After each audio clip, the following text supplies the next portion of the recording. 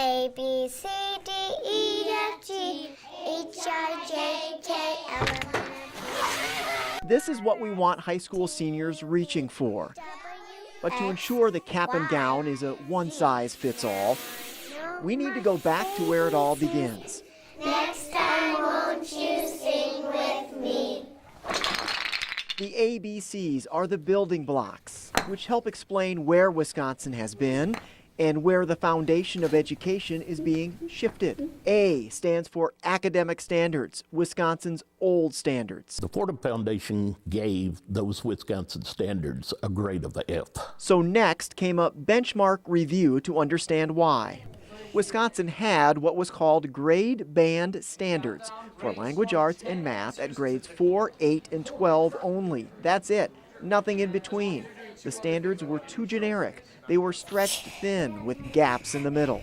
The review led to Wisconsin adopting the Common Core. Vastly superior to what we had prior. Meet Dr. Billy Sparks. Most mathematicians would love to have just a fraction of his resume. Retired from UW-Eau Claire after 35 years, he chaired the group that developed the UW system math placement exam. And he was among 6 people on the team that reviewed Wisconsin's math standards for the Common Core. This is college and career ready. The old school curriculum served him well as a child in Arkansas, but Dr. Sparks says it did not add up for everyone, which underscores the need for Common Core. There were factories, plants, mills in every town in this country that people went out to, got a job, and worked their whole career. The Uniroyals have closed all over this country. And now those kids that sit beside me, that curriculum did not serve well, need doors open for continuing their education. The idea is about raising all boats, getting all kids to learn more. And remember, so when you're done... Let's land that analogy. Eau Claire's superintendent says the Common Core is like a roadmap with graduation as the destination. As you're building that roadmap for them, you're stopping along the way to see whether or not they've mastered certain standards. Which the Eau Claire School District says it can now do because the Core spells out expectations. New content standards define what students should understand in language arts and math at every level. No gaps from kindergarten through 12th grade. There's a trick of the 11s. So if you multiply 11 times a number like 243. I think if you looked at the standards, you would be like, wow, a 6th grader is able to do that? That's amazing. Here's an example of a 6th grade math content standard to represent and analyze quantitative relationships between dependent and independent variables. X equals a brainful. That is rigor.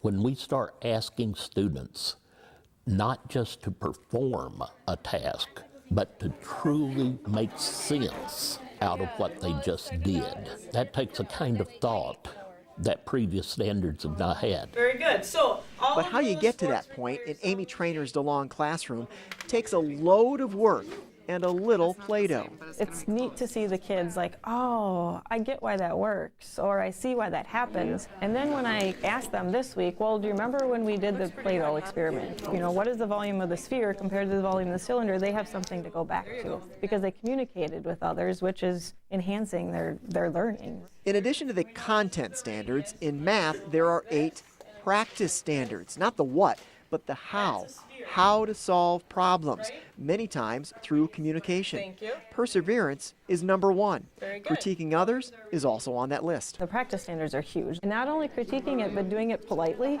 and respectfully. And that's hard for kids to respectfully say, I don't think your answer's right, and here's why. Instead of saying, you're wrong. The practice standards are considered 21st century skills that will one day make these students successful in the real world.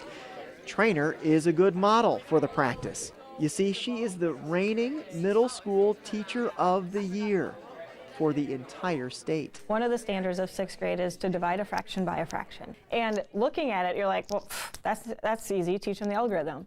But then within the standard, it's like, well, no, you need to be able to solve a problem using that and maybe even create your own problem. The problem That is, a solution. You cannot talk about the new educational standards without examining the final exam. It's called the Smarter Balanced Assessment, which will replace what Wisconsin has had for years and years, the WKCE. Rather than just bubbling in a test, they're being required to write, to show their work, to manipulate information, to do problem solving. I think that may be a little bit different. There are several things unique about the assessment. First, it's done online. Now what happens if you miss a question, the test goes in to a different direction. That's because the answer determines the next question. If you get it right, more advanced questions may follow. That means two students sitting side by side could take two completely different exams. We would then have a complete picture of what it is that you need to work on. It's English, so you've got nouns and verbs, apostrophes and punctuation. School districts across the state have been working on implementing the math and language arts standards for 3 years now. What we do is communication. Grades have always been a measure of success. Remember the F given to Wisconsin's old standards? The Fordham Institute also evaluated the core and gave Wisconsin an A-. Semicolons. The big question remains, can the Common Core deliver results from the ABCs to Step Z? I see you sitting there every day in the back row, wondering just what on earth it is you're supposed to learn and know. Well, stop leaning in your chair and allow me to fill you in. Let's go. So if you're going to go with responsibilities, again, this to get credit needs to be a good entry to procrastinators. Like, that's